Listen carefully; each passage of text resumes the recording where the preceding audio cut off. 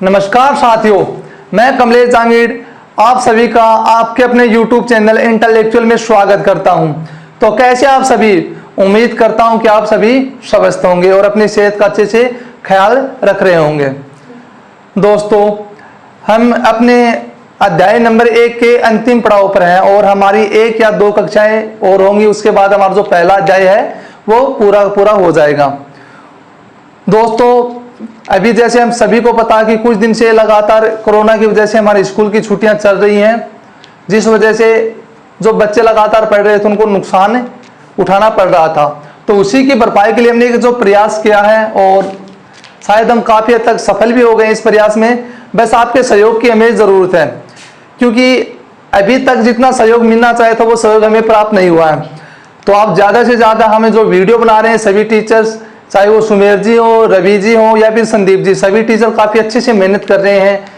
और तो आप अगर वो वीडियो आपको पसंद आ रही तो आप उन वीडियो को शेयर क्यों नहीं करते? ज़्यादा से ज़्यादा वीडियो को शेयर करो, लाइक करो और अपने दोस्तों को बताओ, ताकि उन सबको क्या मिल सके, आसानी से वो कक्षाएं मिल सके, प्राप्त हो सके और वो भी उन सभी का क्या कर सकें, लाभ उठा सकें। और अगर हमारी बात की जाए फिजिक्स, तो वो रवि सर, इनकी 1-2 क्लासें मैंने देखी, काफ़ी अच्छे से पढ़ाते हैं वो। और मैथ में तो हमारे पास मतलब इतने अच्छे टीचर हैं कि शायद ही ऑफलाइन क्लासों में या फिर कहीं अन्यत्र आपको देखने को मिलेंगे। तो खैर चलो, अगर आप हमारे चैनल पर पहले से ज्वाइन कर रखा, हमारे चैनल को सब्सक्राइब कर रखा, तो आपका धन्यवाद। और अगर पहली बार आपने हमारे चैनल पर विजिट किया है तो जल्दी से चैनल को सब्सक्राइब कर दीजिए, साथ में बेल आइकन भी दबा दीजिए, ताकि हर वीडियो की नोटिफिकेशन आप तक आसानी से पहुंच सके। अब बिना किसी देरी के हम अपनी कक्षाएं शुरू करते हैं। तो अब तक हमने अध्ययन किया था इससे पहले सिंधु घाटी सभ्यता के और उसके धार्मिक, राजनीतिक, आर्थिक क्षेत्र के बारे में हमने जानकारी हासिल की थी। अब हम देखेंगे कि वैदिक काल से लेकर और जो महाजनपद का काल का समय था उसके बारे में थोड़ा जानेंगे। वैदिक काल से महाजनपद तक का सफर जानेंगे। किससे? वैदिक काल से महाजनपद का सफर जानेंगे।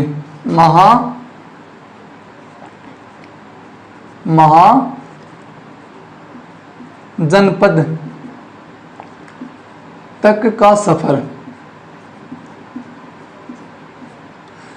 देखिए साथियों, सिंधु घाटी सभ्यता का बाद में, सिंधु घाटी सभ्यता उसके बाद में एक बहुत ज्यादा गैप है, वो भारतीय संस्कृति सभ्यता में देखने को मिला था।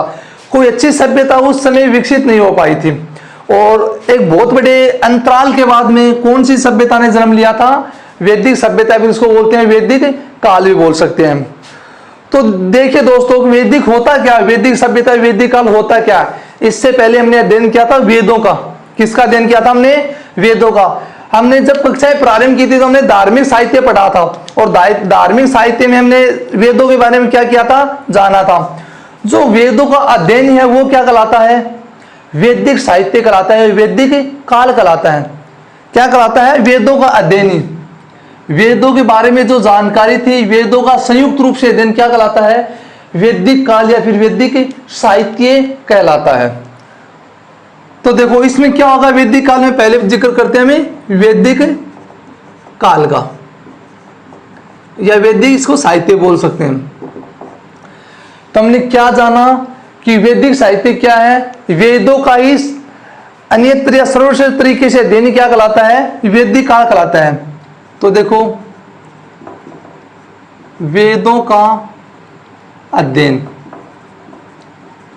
वेदों का अध्ययन क्या कहलाता है? वैदिक काल या फिर वैदिक साहित्य कहलाता है। अब देखो, जो वेदों का निर्माण है वो संभवतः किसने किया होगा? आर्यों ने किया होगा। किन लोगों ने किया था? आर्यों ने।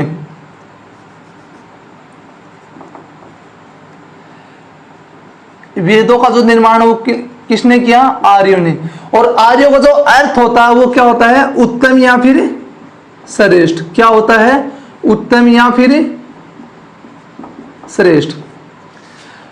हमने जाना कि जो वेदों का अध्ययन है संयुक्त रूप से वो क्या कहलाता है? वैदिक काल कहलाता है। और वेदों का अध्ययन तो वो तो हो गया, लेकिन उसके बाद हमने जाना कि जो निर्माण है वो संभवतः किसने किया होगा या किसने किया होगा? आर्यों ने। और आर्य का शाब्दिक अर्थ क्या था, उत्तम या श्रेष्ठ। तो हमने पहली बात क्या जानी कि वेदों में हमें किन व्यक्तियों की जानकारी होगी, जो व्यक्ति उत्तम होंगे या फिर जो व्यक्ति श्रेष्ठ होंगे, उनकी जानकारी में किस में मिलेगी, वेदों में या फिर वैदिक काल में। तो पहली बात हमने क्या जानी कि इसमें उत्तम या ऑब्लिक लगा लो, उत्तम और श्रेष्ठ व्यक्तियों की क्या मिलती है, जानकारी प्राप्त होती है। श्रेष्ठ व्यक्तियों की जानकारी मिलती है या फिर प्राप्त होती है, किसमें, वैदिक काल में। अब देखो काल के अनुसार वैदिक काल को दो भागों में बांटा गया था। पहली बात तो ये जानते हैं कि वैदिक जो सभ्यता उसका काल कितना था, फिर वैदिक काल कहां से माना जाता है, 1500 बीसी से 600 बीसी तक का जो समय है वो क्या माना जाता है, वैदिक काल माना जाता है। किस किस से, 1500 बीसी से लेकर 600 बीसी तक जो समय है वो क्या माना जाता है, वैदिक काल माना जाता है। और वैदिक काल को हम कितने भागों में बांट सकते हैं, दो भागों में। लेकिन उससे पहले एक चीज और जानेंगे, हमने क्या, वेदों का जो अध्ययन है वो क्या कहलाता है, वैदिक काल कहलाता है। तो वेद कितने प्रकार के होते थे, 4 प्रकार के। हमने वेदों की संख्या कितनी बताई थी, 4।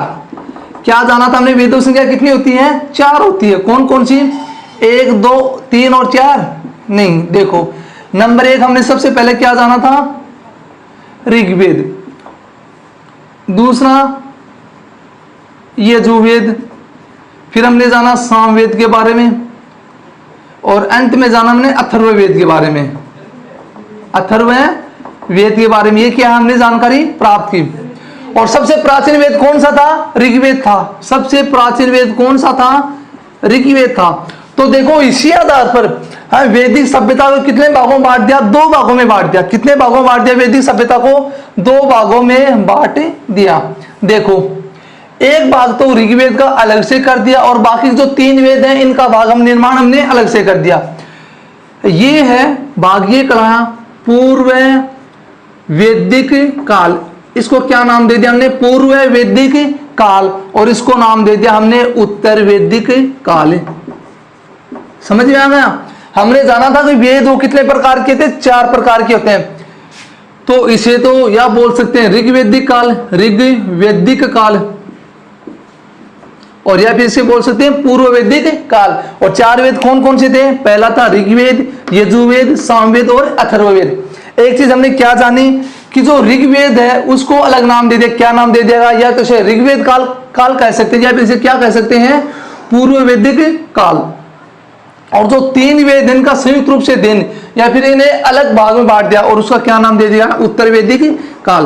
तो समझ में आ गया ना कि जो वैदिक काल उसके 2 भाग हैं। कितने भाग हैं वैदिक काल के, 2 भाग हैं। और 2 भाग कौन कौन से हैं, पहला बोल सकते हैं पूर्व वैदिक काल, और दूसरा हम इसका क्या बोल सकते हैं, ऋग्वैदिक काल। ऋग्वैदिक काल। और दूसरा नंबर किसका आ जाएगा, उत्तर वैदिक काल। उत्तर वैदिक काल, उत्तर वैदिक काल। अब हमने जाना जो वैदिक काल है उसका समय कितना था, 1500 बीसी से लेकर 600 बीसी। बीसी मतलब ईसा पूर्व की घटना है, वो क्या कहते हैं, बीसी। तो देखो ये जो समय है किसका, पूर्व वैदिक काल का जो समय है ये आ जाएगा 1500 बीसी से 1000 बीसी। 1500 बीसी से 1000 बीसी का जो समय है वो कराता है पूर्व वैदिक काल, और 1000 बीसी से 600 बीसी तक का जो समय वो क्या कराता है, उत्तर वैदिक काल। समझ में आ गया ना कि कितने भाग हैं, 2 भाग किसके, वैदिक काल के। पहला भाग कौन सा है, पूर्व वैदिक काल, और दूसरा भाग क्या है, उत्तर वैदिक काल।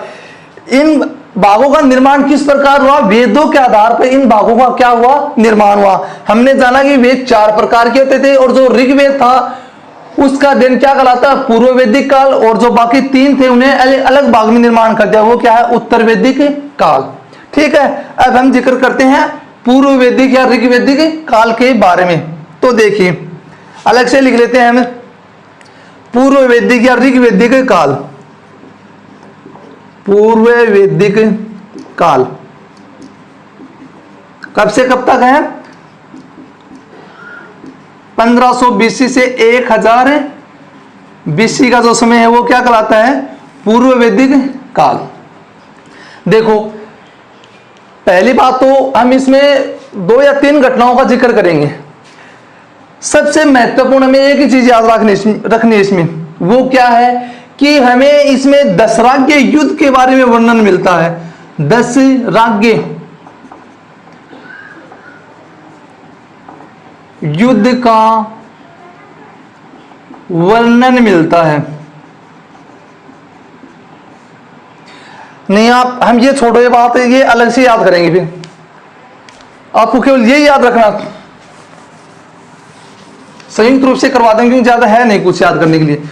केवल आपको ये याद रखना है कि जो वैदिक काल है उसको 2 भागों में बांट दिया, ठीक है, और 2 भागों के नाम आपको याद करना है। अब उसके बाद में देखते हैं आगे की घटना। देखो उसके बाद में एक आता पुराण। जो दशराज्य युद्ध था वो भरत राजा ने सूरदास था 10 राजाओं के मध्य हुआ था, और उसमें विजय थी वो सूरदास की हुई थी, ठीक है। और उसकी वजह क्या थी वो भी आप लोगों को मैं बता देता हूं, लेकिन उससे पहले एक जिक्र करते हैं पुराणों के बारे में। देखो एक शब्द आता पुराण। पुराण क्या है? तो देखो पुराणों में किसकी जानकारी मिलती है? जो इतिहास का संग्रह है वो किसमें मिलता है? पुराणों में मिलता है। तो इतिहास के बारे में क्या मिलती है? इसमें जानकारी मिलती है। इतिहास का संग्रह क्या कहलाता है? पुराण कहलाता है। और कुछ प्रमुख पुराणों के बारे में हम जान लेते हैं, जैसे वायु पुराण, अग्नि पुराण, ठीक है, इत्यादि। एक बात और याद रखनी, वो क्या है कि इसमें गुप्त साम्राज्य तथा अन्य महत्वपूर्ण तथ्यों के बारे में जानकारी मिलती है, तथा अन्य महत्वपूर्ण तथ्यों के बारे में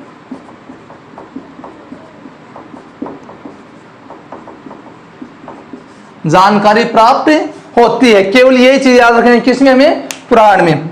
चलो तो हम फिर से आ जाते हैं वैदिक सभ्यता पर। किस पर आ जाते हैं हम? वैदिक सभ्यता पर। पुराणों में केवल और केवल हम आपको 2 या 3 बातें ही याद करनी है। अब उसके बाद में फिर से हम आ जाते हैं वैदिक सभ्यता पर। चलो देखते हैं, हमें वैदिक सभ्यता देख लेते हैं। 1 मिनट रुकना।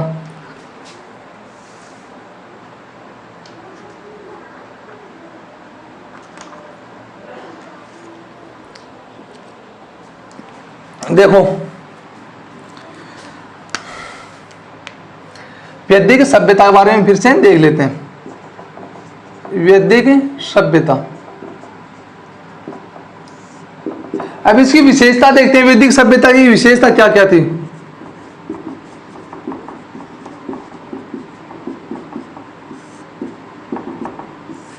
क्या हो गया, देख लेते हैं।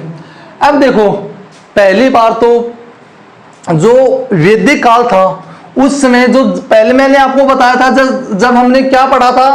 पाषाण काल पढ़ा था। और हमने क्या जाना था पूरा पाषाण काल में कि लोगों का रहने का कोई निश्चित स्थान नहीं था। उसके बाद मध्य पाषाण काल में लोगों ने स्थायी तौर पर रहना शुरू कर दिया, और जो नव पाषाण काल, उसको न्यू पाषाण काल ही बोल सकते हैं, उसमें लोगों ने क्या कर दिया? स्थायी तौर पर रहना क्या कर दिया? निवास कर दिया। तो देखो जो वैदिक काल में है, ठीक उसी तरह लोगों के जो कबीले थे उन्होंने स्थायी तौर पर रहना क्या कर दिया? निवास कर दिया। तो देखो राजनीतिक या फिर वैदिक काल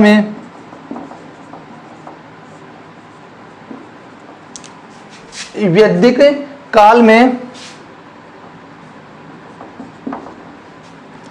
जन, और इसे क्या बोलते हैं? कबीले रहना शुरू कर दिया। अब देखो, सबसे जो जन अर्थात कबीले थे उसकी सबसे छोटी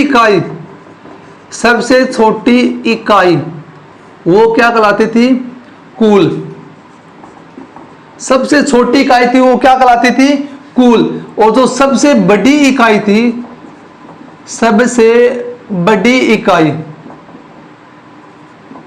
उसे क्या नाम दिया गया? राष्ट्र। राष्ट्र या फिर राज्य या फिर देश। तो देखो, कुल से लेकर राष्ट्र तक बीच में क्या क्या कड़ी थी? अब मैंने बताया कि सबसे छोटी इकाई क्या थी? कुल थी। कुल के बाद में किसका विकास हुआ? गांव का या फिर ग्राम। उसके बाद में किसका विकास हुआ? जन। और जन के बाद में किसका विकास हुआ?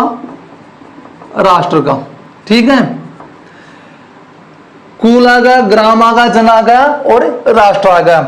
जो कुल का मुखिया था और जो राष्ट्र का मुखिया था, अब देखो, कुल का मुखिया तो कुल ग्राम कहा जाता था, गांव का मुखिया ग्रामीण, जन का मुखिया गोप और राष्ट्र का मुखिया क्या कहलाता था? राजा कहलाता था। इस प्रकार की क्या होती थी? एक कड़ी होती थी। तो हमने क्या जाना कि सबसे छोटी इकाई वो क्या है? कुल। और सबसे बड़ी इकाई क्या थी? राष्ट्र। ठीक है, हमें केवल ये याद रखना है। पहली बात हमने क्या जानी कि जो वैदिक काल में थी, उन्होंने जन ने क्या कर दिया था? स्थायी तौर पर रहना शुरू कर दिया। सबसे छोटी इकाई क्या होती थी? कुल। और सबसे बड़ी इकाई क्या होती थी? राष्ट्र होती थी। अब देखो, दूसरी बात, वैदिक काल में हमने क्या जानी? दशराज्य युद्ध के बारे में। तो देखो आप क्या लिखना में? दशराज्य युद्ध। दशराज्य युद्ध, इसके बारे में भी क्या मिलती है? जानकारी प्राप्त होती है। अब दशराज्य युद्ध देखो, किस किस के मध्य हुआ? राजा सुदास तथा 10 राजाओं के मध्य, तथा 10 राजाओं के मध्य। कौन सा युद्ध हुआ था? दशराज्य युद्ध। कहां पर लड़ा गया था? ये देखो, नदी कौन सी थी? रावी। और इसका दूसरा नाम क्या मिलता है? पुरुषणी। परुषणी, रावी या फिर परुषणी। ठीक है, अब देखो, इस युद्ध का कारण क्या था? ये युद्ध हुआ क्यों? ऐसा माना जाता है, जो राजा सुदास थे, उसने, विश्वामित्र का नाम आपने सुना होगा। राजा सुदास ने विश्वामित्र को किसी विशेष जो पद होता है उससे हटाकर उसकी जगह विशिष्ट ऋषि को क्या कर दिया? आश्रित कर दिया। पुरोहित का पद था। जो विश्वामित्र था उसको पुरोहित के पद से क्या कर दिया? हटा दिया कि आप जाओ, आपको पुरोहित नहीं रखते हम। और उसकी जगह किसको बना दिया? विशिष्ट को क्या बना दिया? पुरोहित बना दिया। और इस बात से जो विश्वामित्र थे वो क्या हो गए? क्रोधित हो गए और उन्होंने राजा सुदास को हराने का क्या कर लिया? निश्चय कर लिया। क्यों? उनके मन में अहंकार हो गया। उन्होंने सोचा कि ये मेरा तो क्या हो गया? अपमान हो गया कि मुझे पुरोहित के पद से हटाकर और किसको बना दिया गया? विशिष्ट ऋषि को क्या बना दिया गया है? पुरोहित बना दिया गया है, जबकि सर्वश्रेष्ठ क्या हूं? मैं खुद हूं। ये उनका ही मानना था। तो इसलिए उन्होंने 10 राजाओं के पास क्या किया? जाकर सहायता मांगी और 10 राजाओं ने संयुक्त रूप से रावी और पुरुष नदी के तट पर राजा सुदास पर क्या किया? आक्रमण किया। लेकिन अंत में विजय कौन हुआ? राजा सुदास। विजय किसकी हुई? राजा सुदास की। राजा सुदास, ये क्या हुआ? विजय हुआ। ये था दशराज्य युद्ध। अब देखो, वैदिक सभ्यता में 2 बात और भी हमें जानने को मिली। एक मिला हम सभा और दूसरा मिला हमें समिति। अब जानते हैं कि सभा और समिति क्या होती है। क्या जानते हैं हम? सभा और समिति क्या चीज होती है।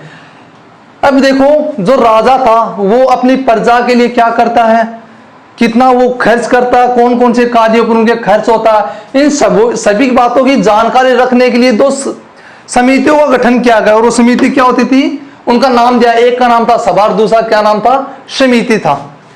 किसी संस्था का गठन किया गया, सभा और समिति। तो हम पहली बार जानते हैं समिति के बारे में। ये देखो एक आम जन सभा थी, आम जन सभा होती थी। कहने का मतलब यह है कि इसमें कोई भी व्यक्ति क्या ले सकता था, भाग ले सकता था। तो क्या थी, आम जन सभा होती थी। इसमें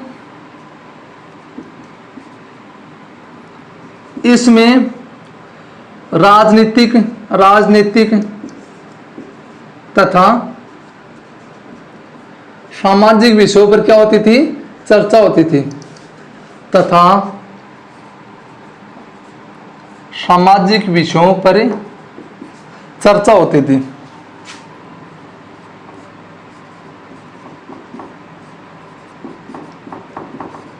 चर्चा होती थी। देखो राजा भी इसमें क्या लेता था, भाग लेता था।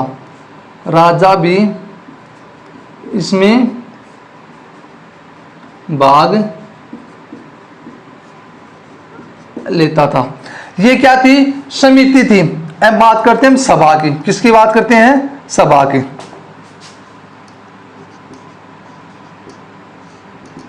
तो देखो समिति की अपेक्षाकृत छोटी संस्था थी, अपेक्षाकृत छोटी समितियां, छोटी संस्था थी, छोटी संस्था थी। और इसमें क्या थे, इसमें प्रमुख व्यक्ति, इसमें प्रमुख व्यक्ति तथा राजा भाग लेते थे, तथा राजा भाग लेते थे। किसमें, समिति में। तो हमने क्या जाना कि जो समिति थी उसमें प्रजा का कोई भी व्यक्ति क्या था, भाग ले सकता था। जबकि जो सभा थी उसमें कुछ प्रमुख व्यक्ति थे या फिर कुछ व्यक्तियों को चुना जाता था, वो व्यक्ति क्या कर सकते, सभा में भाग ले सकते थे। हर व्यक्ति को सभा में भाग लेने की क्या नहीं थी, इजाजत नहीं थी। ये हमने किस में जाना, वैदिक सभ्यता में जाना। चलो ठीक है, जल्दी से आप स्क्रीनशॉट ले लो, मैं 3 गिनता हूं, 1 2 और 3। चलो देखते हैं। अब हमने वैदिक सभ्यता का अध्ययन कर लिया, थोड़ी इसके बारे में और चर्चा करते हैं, उसके बाद में हम देखेंगे महाजनपद। अब एक नाम आता है वेदांग।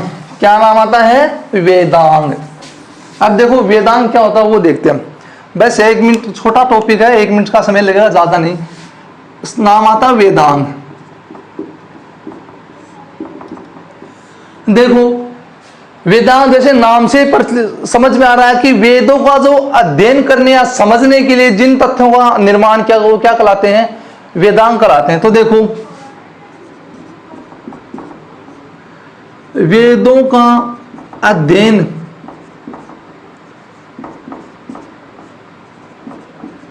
करने हेतु किसका निर्माण किया गया, वेदांग का निर्माण किया गया।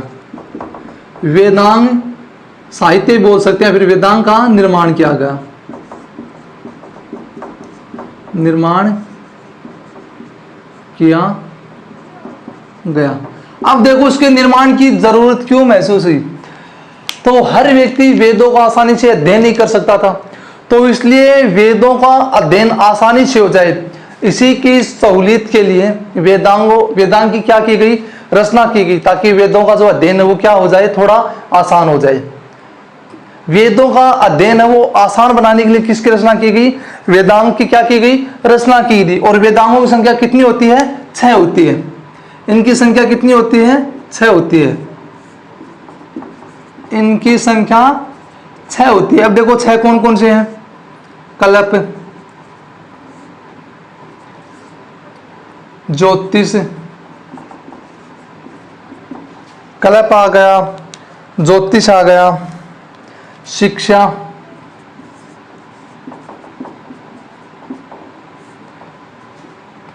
निरुत्तर,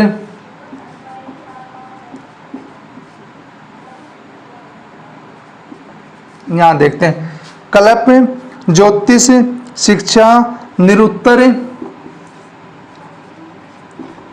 छंद। एक रहेगा कौन सा? कल्प, ज्योतिष, शिक्षा, निरुत्तर, छंद, और एक कौन सा बच गया? व्याकरण। कल्प, हाँ व्याकरण, हाँ व्याकरण ही है, व्याकरण। देखो वेदों का जो अध्ययन है वो आसान बनाने के किसकी रचना की गई? वेदांग की रचना की गई। और वेदांग कितने प्रकार के थे? 6 प्रकार के। कल्प, निरुत्तर, छंद, व्याकरण, ठीक है। और क्या बच गया? ज्योतिष और शिक्षा। ये क्या थे? 6 वेदांग थे। जल्दी से एक बार देख लो, इसके बाद हम बात करते हैं महाजनपद की, ठीक है। अब देखते हैं हमें महाजनपद।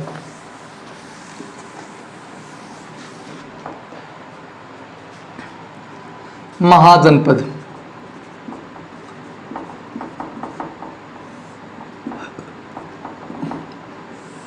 देखो सबसे पहले क्या बने? जन बने। जन से क्या बने? जनपद। और जनपद से किसका निर्माण हुआ? महाजनपद का। अगर हमें वर्तमान की घटनाओं को जोड़कर देखिए तो देखो, ये मान लो आप गांव, गांव से क्या बनी? पंचायत। या फिर आप ये लो गांव से बने जिले, जिले से किसका निर्माण हुआ? राज्य का। राज्य से किसका निर्माण होता है? देश का, ठीक है। छोटे से क्या हो गए? बड़े की तरफ। फिर एक अगर नाम देना तो पंचायत ही आप दे सकते हो। गांव से पंचायत, पंचायत से जिला, जिला से राज्य, राज्य से क्या बना? देश। ठीक उसी प्रकार देखो किनका निर्माण? पहले क्या थे? जन। छोटे छोटे जो कबीले थे वो क्या कहलाए? जन कहलाए। और उन कबीलों का आकार थोड़ा क्या हो गया? बड़ा हो गया, तो वो क्या हो गए? जनपद। और ज्यादा उनका आकार बड़ा होगा तो वो क्या हो गए? महाजनपद। या इसको राज्य भी बोल सकते हैं। क्या नाम दे सकते हैं इसे? राज्य भी बोल सकते हैं। ये क्या कहलाए? महाजनपद। अब देखो बहुत सारे जन मिलकर, ये मान लो बहुत प्लस जन मिलकर क्या बने? जनपद। और जनपद, अनेक जनपद मिलकर किसका निर्माण हुआ? महाजनपद का क्या हुआ? निर्माण हुआ। समझ में आ गई बात? अब देखते हैं कि महाजनपद थे कितने। तो देखो जो महाजनपद थे इनकी संख्या कितनी थी? 16 थी। संख्या कितनी थी? 16 थी। जो शक्तिशाली जन थे या जनपद थे, उन्होंने अपने से कमजोर जो जनपद थे उनको जीतकर आप क्या कर लिया? अपने राज्य या फिर अपने जनपद में मिला लिया। इस प्रकार आपस में जुड़ते गए और महाजनपद का निर्माण होगा। तो कुल महाजनपद या फिर राज्य बोल सकते हैं। उस समय इनकी संख्या कितनी थी? 16 थी। कितनी थी संख्या? 16 थी। अब देखते हैं ये 16 कौन कौन से थे। 1 2 3 4 5 6 7 8 9 10 और 11। देखो एक नाम तो वैसे भी याद हो जाएंगे लेकिन थोड़ा मुश्किल हो जाएगा, तो मैं आपको एक थोड़ा ट्रिक बता देता हूं ताकि जो नाम याद करने में आसानी हो जाए। आप सभी ने पी के फिल्म तो देखी होगी, पी और के। अब पी को छोड़ दो आप, के और एम, उसके बाद भी लिख दो के और एम, उसके बाद लिखो वी और सी, उसके बाद लिखो वी और ए, और उसके बाद लिखो आस्क, ए एस और के इसमें 11वां वो शामिल हो जाएगा। अब देखो पी से क्या हो, मैं आपको समझा दूंगा थोड़ा महाजनपद, और भी पहले नाम लिख लेते हैं। पी से क्या हो जाएगा? पांचाल। पी से क्या हो जाएगा? पांचाल। आपने महाभारत देखी होगी तो उसमें वो नहीं कहते क्या, मैं पांचाल नरेश, कर्ण कहता है या फिर शायद ध्यान में नहीं, लेकिन बोलता है एक व्यक्ति कि मैं पांचाल नरेश हूं, ठीक है। तो उसी पांचाल की बात कर रहे हैं हम। के से हो जाएगा कौशल, के से क्या हो जाएगा? कौशल। एम से हो जाएगा मगध, मगध नरेश। के से दो नाम बनते हैं, एक तो कंबोज और एक अन्य हो जाएगा कुरु। के से कबूतर नहीं, के से कंबोज या कुरु नाम याद रखो। ये अलग भाग है इसका, ये एक ही नाम नहीं है, अलग नाम है, ठीक है। एम से मल, वी से वज्जी, सी से चेरी या चंगी नाम है शायद इसका, चंगी। एक बार एक कन्फर्म कर लूंगा नाम अच्छे से, छोड़ ही देता हूं, एक बार कन्फर्म करूंगा इस नाम को।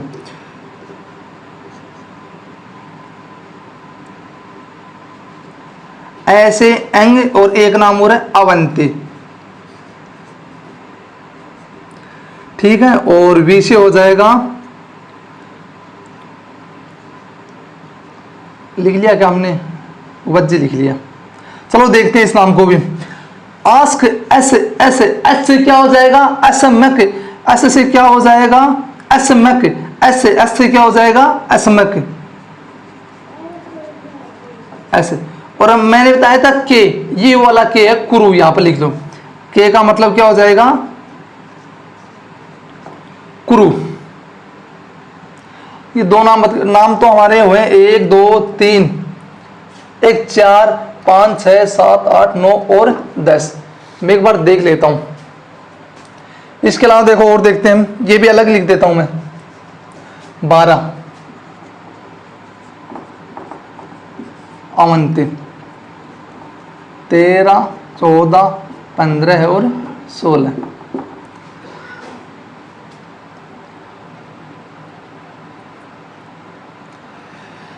एक बार मैं रिपीट कर लेता हूं, देख लेता हूं। पांचाल आ गया, कुरु आ गया, अश्मक आ गया, एक गांधार भी हो जाएगा, गांधार। एक मत्स्य हो जाएगा, एक आकाशी हो जाएगा, अंग मैंने लिख दिया होगा शायद, अंग भी आ गया, मत्स्य आ गया, आकाशी आ गया, कुरु आ गया, अश्मक आ गया, और ये सूरसेन, सूरसेन। कितने हो गए एक बार देखो, 1 2 3 4 5 6 7 8 9 10 11 12 13 और 14। ये दो नाम बच गए। सी से वो चेरी है, चंगे से वो कुछ बच गया, वी से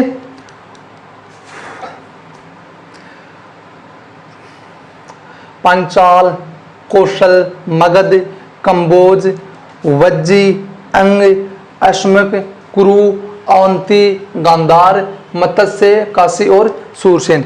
एक बार आप इन नामों को अच्छे से देखो, मैं एक बार याद करने की कोशिश करता हूं कि कौन से दो नाम हमारे रह गए।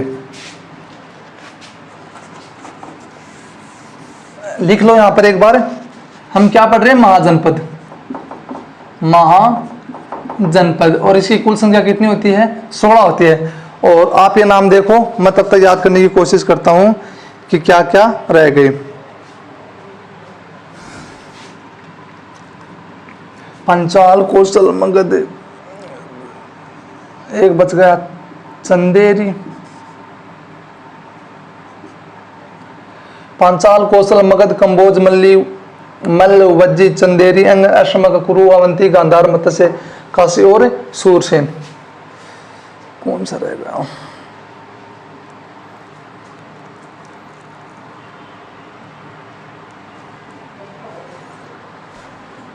लिखो एक बार, मैं नोट याद करता हूं तब तक। चेरी, चंदी, ऐसे कुछ नाम है, कन्फर्म चंदी लिखो आप, यही नाम है चंदी। ये हो गए हमारे 16 नाम, कन्फर्म हो गए, ये नाम चंदी रहेगा। चंदेरी, चंदी, चंदेरी, चंदी, हाँ कन्फर्म, ये सही है। तो कौन कौन से थे एक बार देखो, पांचाल, कौशल, मगध, कंबोज, मल्ल, वज्जी, चंदेरी, चंदी, अंग, अश्मक, कुरु, अवंती, गांधार, मत्स्य, काशी और सूरसेन। ये हमारे क्या थे, 16 महाजनपद थे या 16 राज्य थे। अब देखो इन नाम का क्या मतलब है, मैंने आपको लिखा है पीके। तो देखो छोटा सा वो ट्रिक तो नहीं कह सकते, लेकिन याद हो जाएगा। पीके, पी से पांचाल, पी से क्या हो जाएगा, पांचाल। के को, के से मतलब कौशल। या फिर इसको ऐसे भी कोस के से मतलब क्या हो जाएगा, कौशल। एम से मेरा नहीं, एम से क्या हो जाएगा, मगध। वापस के, तो पहली बात तो देखो के से 3 ही नाम बनते हैं, कंबोज, कुरु और एक कौशल। कितने नाम बनते हैं, 3 ही नाम बनते हैं, कंबोज, कुरु और कौशल। एम से 2 नाम बनते हैं, मल और मगध। ठीक है। वी से 2 नाम मिलते हैं, वज्जी और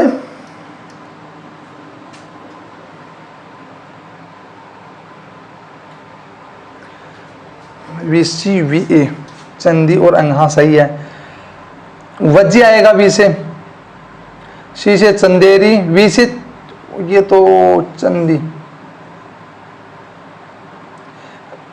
ये सी आएगा, वी नहीं है, सी आएगा। सी से क्या हो जाएगा, चंदी हो जाएगा, तभी थोड़ा कंफ्यूज हो गया। हाँ, तो वी से एक ही नाम आएगा, वी से वज्जी, सी से क्या हो जाएगा, चंदेरी, सी से चंदी, ए से अंग, एस से असमय, के से कुरु। ये नाम आपको याद करने ही होंगे, अवंती, गांधार, मत्स्य, काशी और सूरसेन। ये हमारे क्या थे, 16 महाजनपद थे। हालांकि इनकी राजधानियां भी हैं, 16 की 16 क्या है, राजधानियां भी हैं, लेकिन वो ज्यादा आपके हिसाब से, मतलब वैसे तो बहुत ज्यादा महत्वपूर्ण है, लेकिन अगर बात की जाए तो परीक्षा दृष्टि से केवल महाजनपद के नाम पूछता है। आज तक राजधानी नहीं पूछी, ना ही कभी भविष्य में कोई राजधानी पूछेगा। ठीक है, तो आज के लिए हम इतना ही रखेंगे, आगे की क्लास की चर्चा जारी रखेंगे। एक बार फिर से मैं कहूंगा कि वीडियो को लाइक शेयर करना न भूलें, चैनल को जरूर सब्सक्राइब करें और अपनी प्रतिक्रिया जरूर दें। आपको क्लास अच्छे से समझ में आ रही है या नहीं है, अगर कुछ कमी लग रही है तो कमेंट बॉक्स में कमेंट करके बताएं। पूरी कोशिश की जाए उस कमी को सुधारने की भी। अंत में मैं ये कहूंगा कि पूरी जी जान लगाकर तैयारी कीजिएगा। जो आपको समय मिल रहा है उस समय का क्या कीजिएगा, सदुपयोग जरूर कीजिएगा। तो ठीक है दोस्तों, फिर सावधान रहें, सुरक्षित रहें, घर पर रहें, अपना ध्यान रखें, अपने घर वालों का ध्यान रखें। जय हिंद दोस्तों।